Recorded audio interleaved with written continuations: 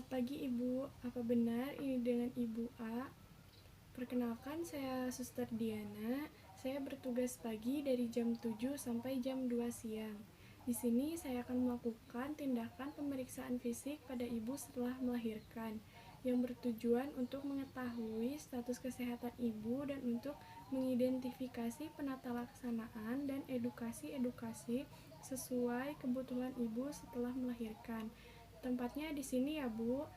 Kontrak waktunya kurang lebih 15 sampai 20 menit. Bagaimana, apakah Ibu bersedia? Baik, jika Ibu bersedia, saya izin mempersiapkan alat dan mencuci tangan terlebih dahulu ya Bu.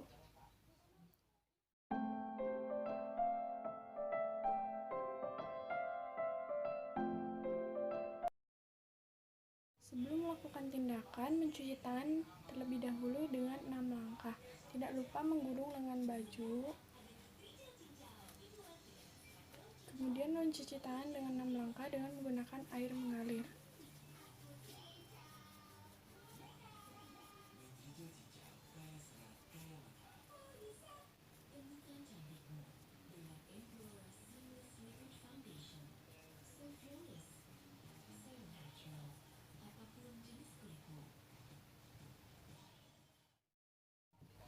Sebelum melakukan tindakan, anjurkan pasien untuk mengosongkan kantung kemih atau anjurkan pasien untuk membuang air kecil sebelum melakukan tindakan.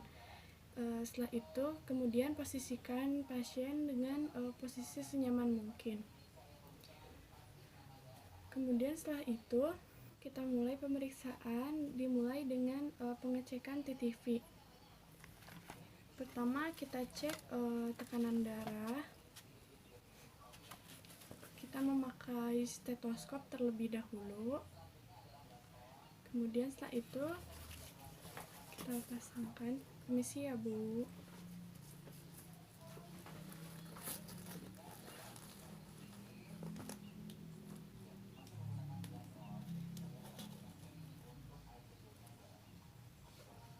Kemudian kita taruh di sini stetoskopnya. Kemudian kita dengarkan.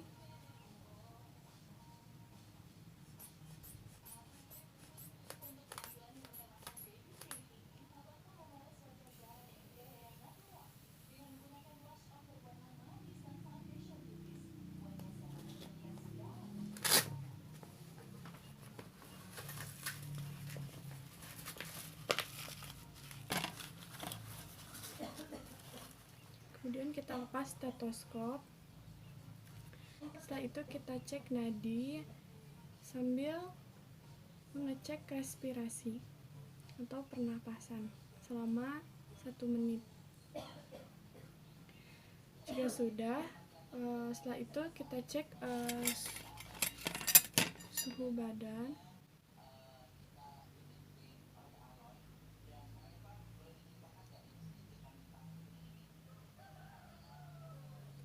Normal ya Bu, 36,5 derajat Celcius. Selanjutnya kita mulai pemeriksaan pada bagian kepala. Kita fokuskan pada bagian konjungtiva karena pada masa persalinan ibu mengalami kehilangan darah, sehingga harus diidentifikasi apakah ibu mengalami anemia atau tidak. Permisi ya Ibu, bisa lihat ke atas. Kemudian kita lihat konjungtivanya. Konjungtivanya sedikit pucat ya Bu. Normalnya itu warna konjungtiva merah kemerahan atau anemis. Kemudian setelah itu kita periksa pada bagian leher. Kita lihat ada nyeri atau tidak. Ada nyeri tidak Bu? Baik, tidak. Kemudian anjurkan pasien untuk menelan. Tanyakan apakah ada nyeri pada saat menelan atau tidak. Kemudian setelah itu untuk pemeriksaan apakah ada pembengkakan pada bagian tiroidnya atau tidak. Kemudian setelah bagian leher kita cek pada bagian payudaranya. Mohon maaf ya Bu, saya buka pada bagian payudara.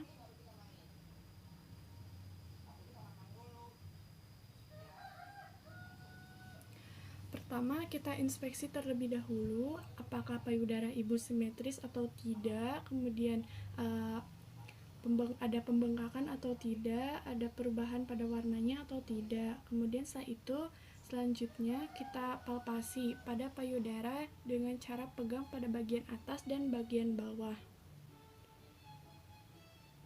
Apakah terasa keras atau lembek? Kemudian apakah ada benjolan?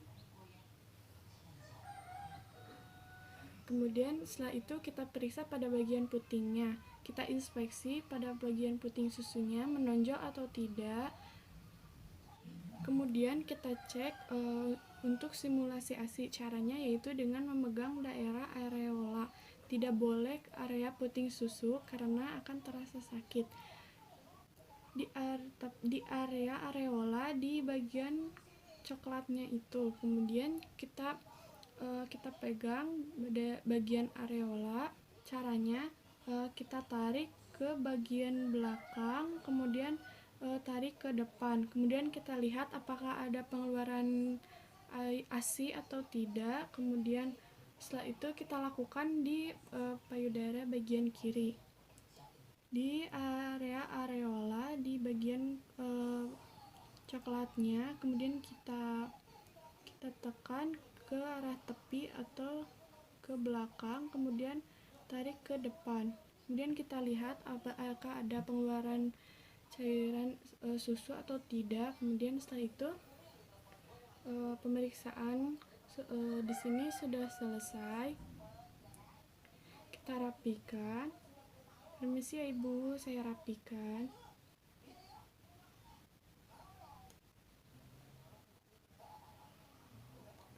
Selanjutnya pada bagian perut. Mohon maaf ya Ibu, saya buka pada bagian perut.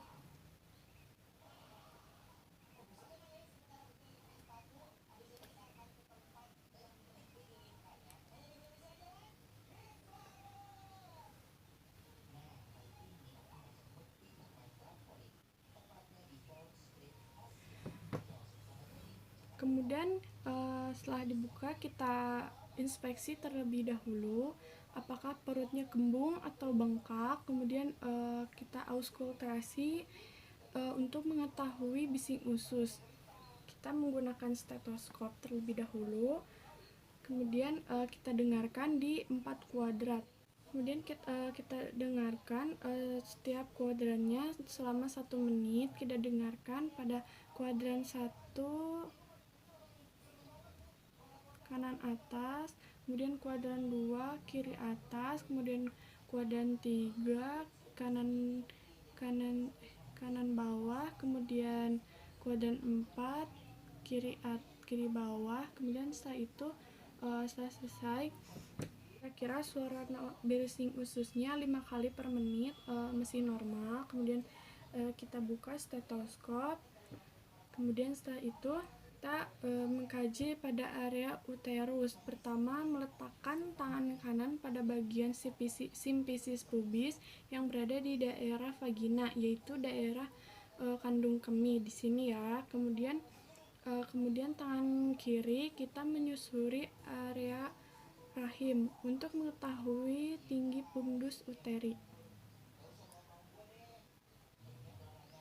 Tinggi fundus uteri dalam waktu 1 hari itu sejajar umbilikus atau sejajar dengan pusar, sehingga ketika nanti akan berangsur tidak teraba atau kembali ke posisi semula itu dalam waktu 14 hari. Jadi dalam waktu 14 hari itu sudah tidak teraba tinggi fundus uterinya. Nah, setelah pengecekan setelah menentukan tinggi fundus uteri, kemudian kita pemeriksaan di atas rectus abdomen, yaitu peregangan pada otot-otot uterus. Selanjutnya kita posisikan pasien supinasi atau terlentang ya. Bantalnya bisa dipinggirkan terlebih dahulu. Ibu mohon maaf ya, saya bantu.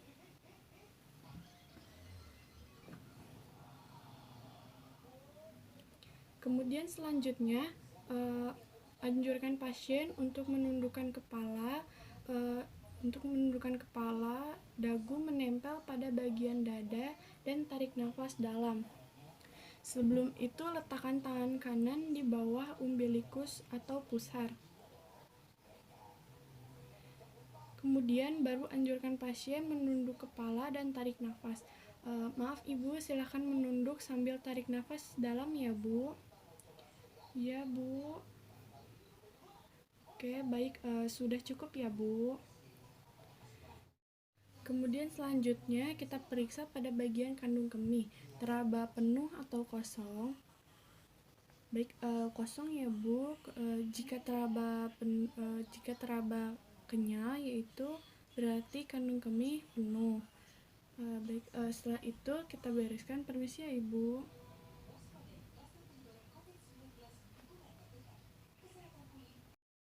Kemudian setelah itu kita pasangkan kembali bantalnya. Permisi ya Ibu.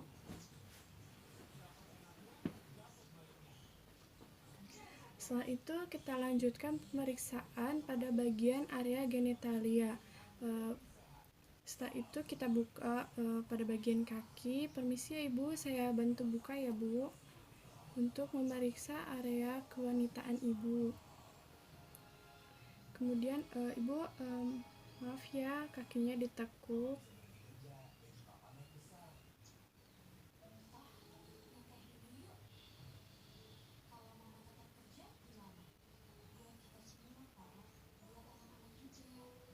Kemudian setelah itu kita menggunakan handscoon.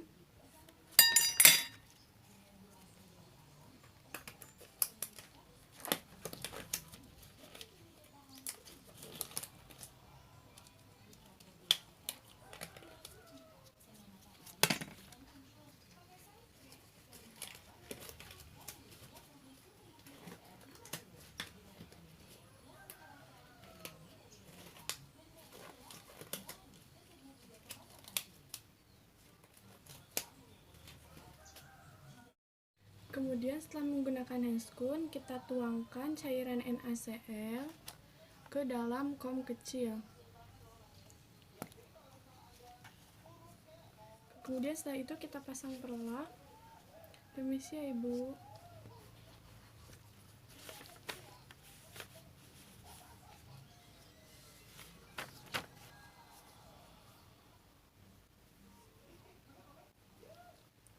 Kemudian dekatkan bengkok.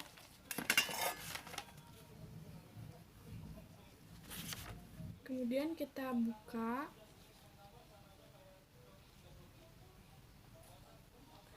Kemudian kita kaji bagian area lokeanya. Kemudian tanya pada Ibu, ini terakhir kali ganti kapan ya Bu? Oh, tadi pagi ya Bu. Kemudian kita cek baunya, ciri khasnya itu bau amis. Kemudian cek pada area genitalnya, bagaimana kebersihannya. Kemudian apakah Ibu mengalami ruptur atau episiotomi. Kemudian jika ada episiotomi, cek reda atau kemerahan atau tidak. Kemudian ada edema atau tidak, ada pengeluaran nanah atau tidak, dan kerakatan jahitannya. Kemudian setelah itu kemudian kita lakukan perawatan perineum. Lepaskan pembalut terdahulu. Kemudian kita membuka handscoon.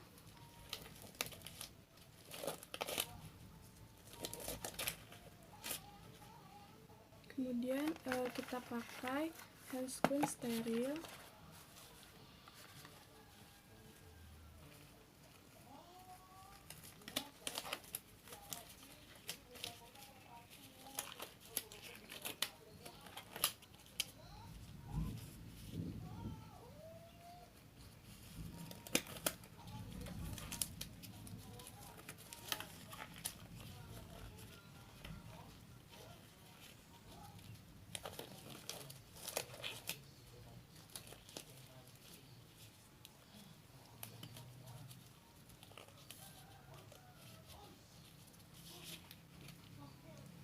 Kemudian kita gunakan kapas sublimat, kita celupkan, lalu peras kapas ke NaCl. di dalam kom kecil yang tadi kita tuangkan NaCl sebanyak 5. Kemudian pertama kita bersihkan area labia mayora terdekat, kemudian kita buang. Kemudian kita bersihkan pada area labia mayora terjauh, kemudian kita buang. Kita bersihkan pada bagian labia minora terdekat, kemudian kita buang. Kemudian kita bersihkan pada bagian labia minora terjauh, kemudian kita buang. Dan yang terakhir kita bersihkan pada bagian daerah miatusnya atau bagian tengah dengan sekali usap. Setelah itu kita buang. Setelah itu kita pasangkan kembali pembalut yang baru.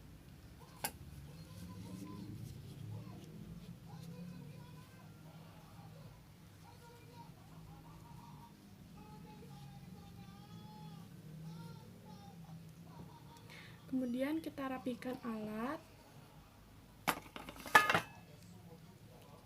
Kita ambil perlak. Permisi ya Ibu.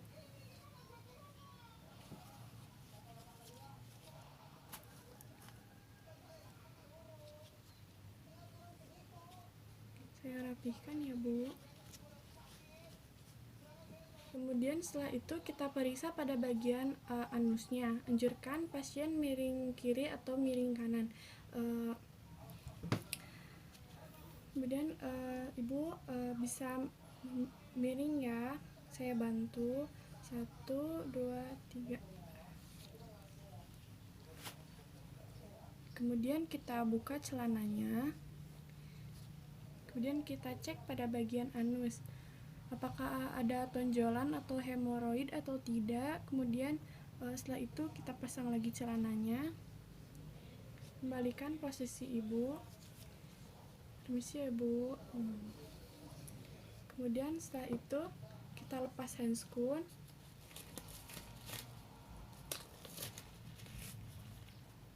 Kemudian setelah itu kita periksa di daerah ekstremitas bawah atau bagian kaki.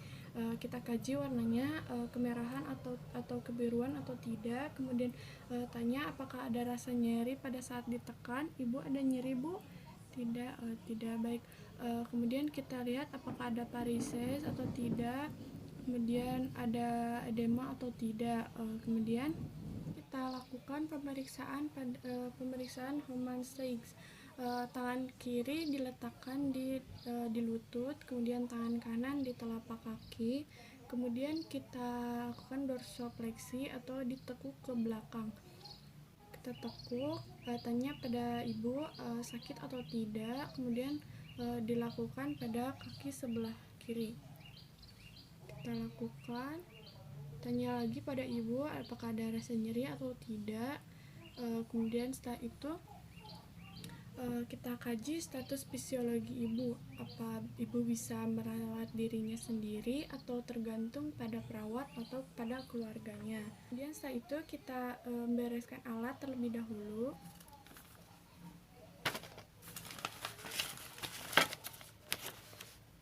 Setelah kita membereskan alat, tidak lupa untuk mencuci tangan kembali dengan 6 langkah. Setelah melakukan tindakan, tidak lupa untuk mencuci tangan dengan 6 langkah. Menggulung lengan baju, kemudian mencuci tangan dengan air mengalir.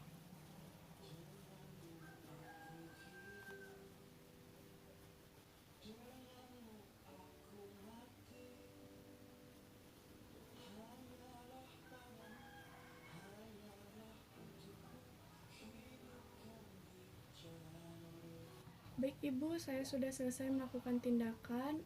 Bagaimana Bu? Apa Ibu merasa lebih baik? Baik, apa ada yang mau ditanyakan Bu? Baik, jika tidak, saya permisi ya Ibu. Jika Ibu membutuhkan sesuatu, Ibu bisa memanggil saya atau rekan saya, atau Ibu bisa menekan bel di sebelah sini ya Ibu. Baik, jika itu kalau begitu saya permisi Bu.